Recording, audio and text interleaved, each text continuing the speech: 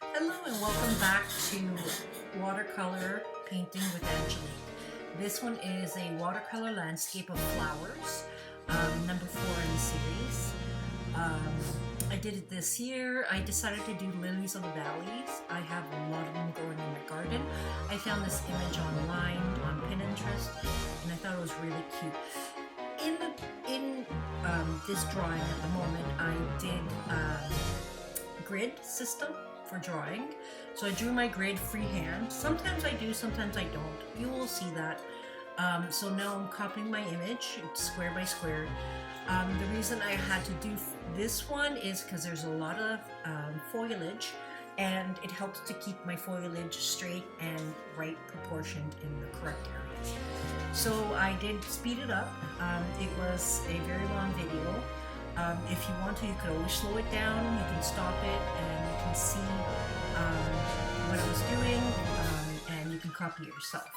I hope you enjoy this drawing and watercolor, and if you have any questions, please put it below. And if you want to try it yourself, please do. So let's continue on with the video.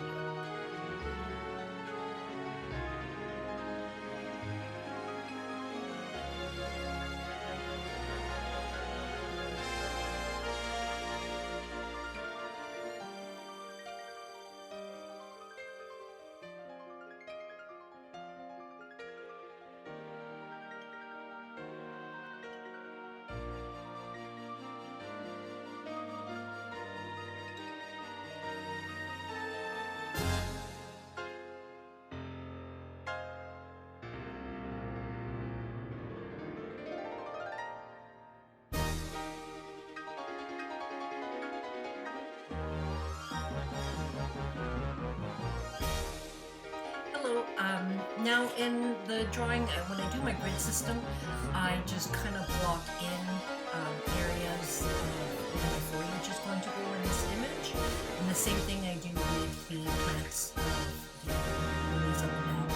So I kind of just make little big bubbles of where they're going to go to make it easier so I can complete a little faster.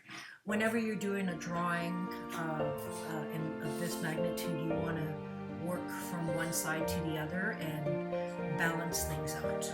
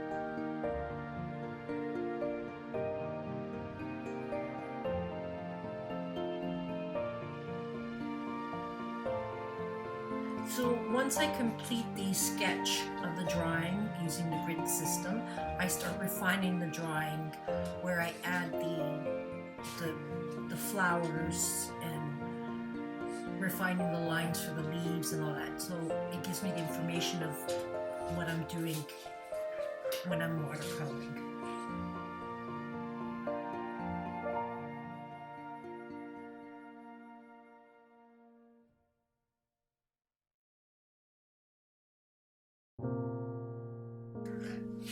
So in this section, you will see that I'm using my air dryer and doing the masking fluid, using that on the areas where I want to keep it white.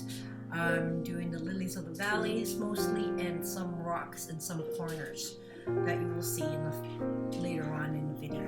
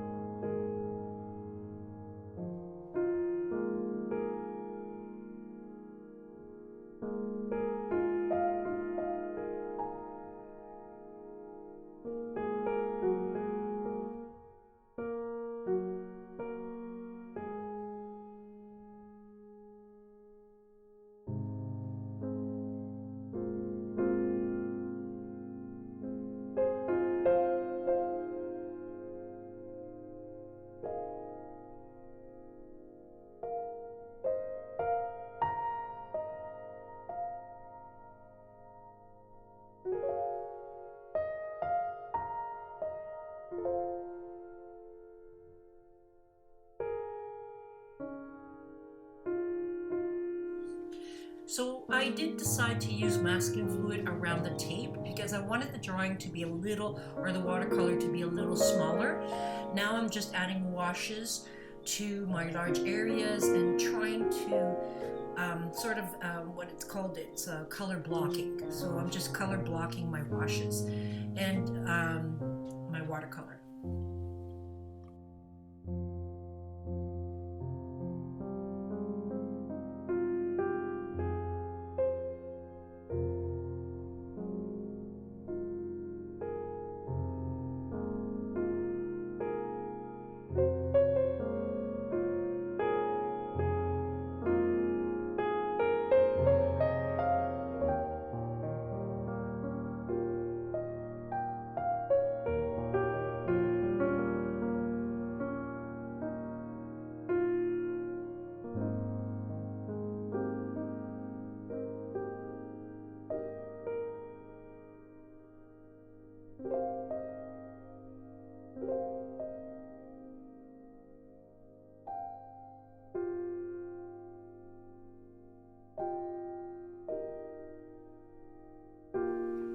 Once I'm done blocking my watercolor, or block wash my watercolor, I start to add a little bit more color to the leaves and darkening where it needs to be darkened.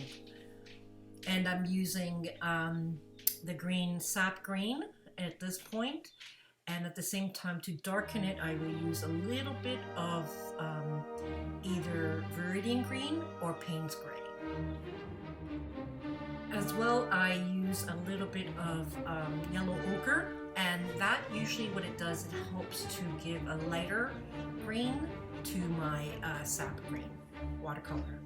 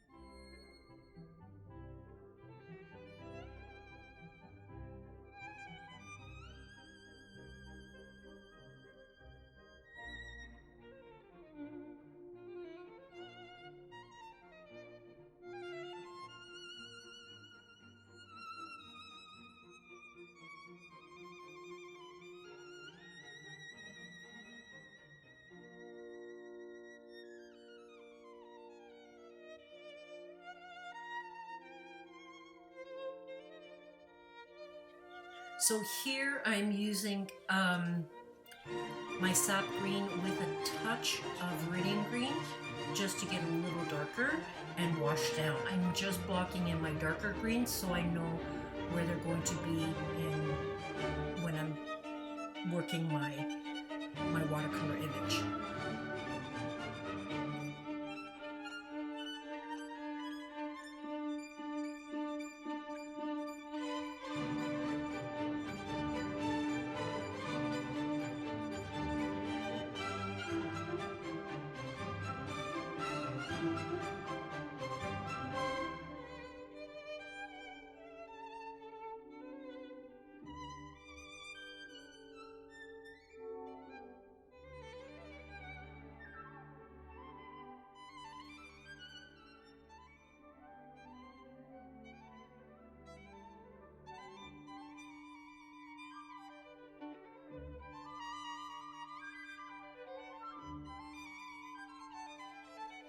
In this section, I'm using a very light wash of Viridian Green. I find that it's the perfect tone for the background and darker leaves, especially for the shape. Because Viridian Green may be darker, it's like it has some ultramarine blue in it, but I find that it's perfect because it lets the light come through than using Payne's Gray in this area.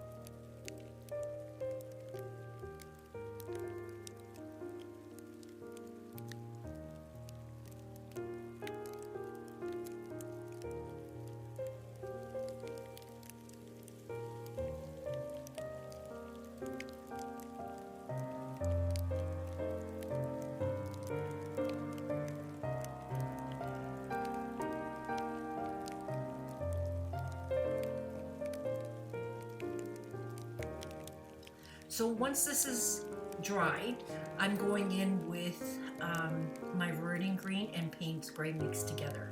I'm trying to get my contrast in, so I'm using darker tones in the leaves.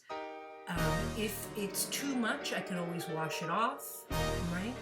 And if I need to do more blending, I can always blend it out.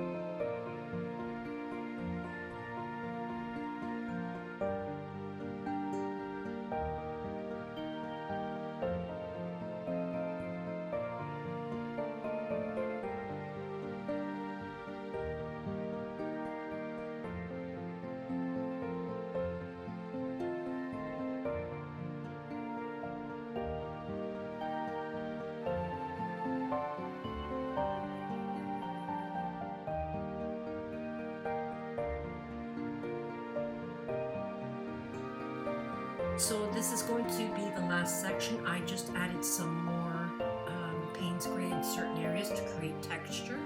And now I'm going in with my colored pencil crayons, watercolor pencil crayons. And I'm going to do the whole section, and then at the same time, once I've colored all the sections that I want to color, I'm going to go in with my watercolor and do it all. So this one right here is just a test. I want to see what it's going to turn out with, like how it's going to turn out. And now you'll see that I'm going to do all the leaves. And once I've done all the leaves, I go in with watercolor. You'll see me going back and forth from green to red to yellow and orange. And I'm using the orange and the red as my darker areas, and I'm mixing it in with the green. And the reason why I'm doing that is that it helps to create more of that contrast that I explained in another video, because I don't have Payne's Gray in my arsenal of watercolor pencils. I'm doing this for that, to create the shadows. I'm using yellow too and light green to create those highlights that I need to do.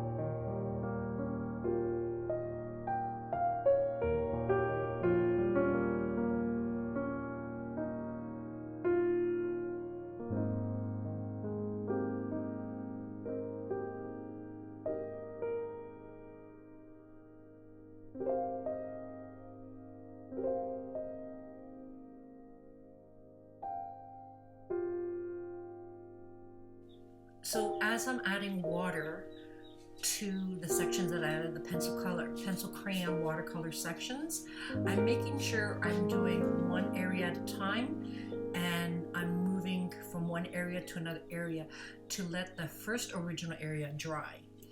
Or I use my air dryer to quickly dry it up. And the reason why is that it helps to make things move faster, and you're working in one area and another, and you're balancing out your colors.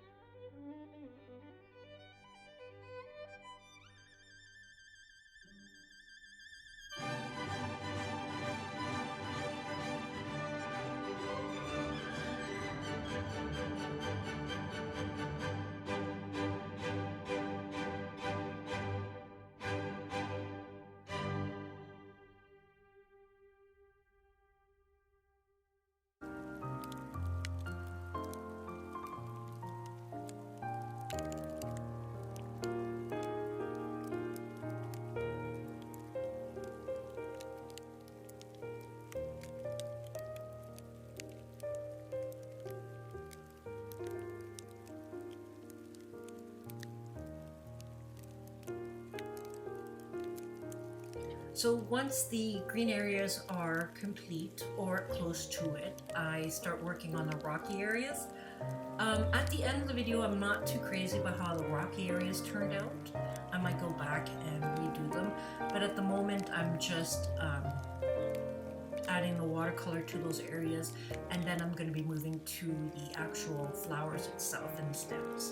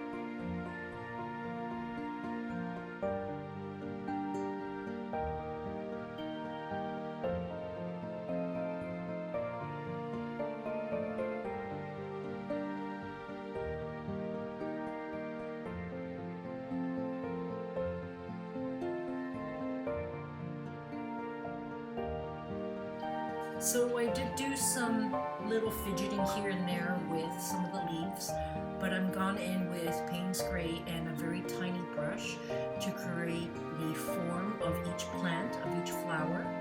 And then I'm going to add a wash, a little bit of green here and there, because if you go close up to the photo of the actual lilies of the valley, the flowers are not actually white, they're white green in some areas, right? The eye are actually white, but they have some green to them as well. So if I were to paint a large image of it, I would add some greens, very light washes of greens to the petals of the flowers.